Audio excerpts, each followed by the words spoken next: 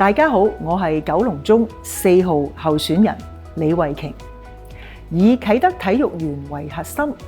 結合海濱長廊、郵輪碼頭、青年驛站，本區正邁向文體旅融合嘅新篇章。善用九龍城歷史建築、黃大仙廟等文化地標，打造兼具歷史底蘊同埋現代活力嘅城市新體驗。透過文化導賞、旅遊體育、大型賽事、音樂節、文創市集、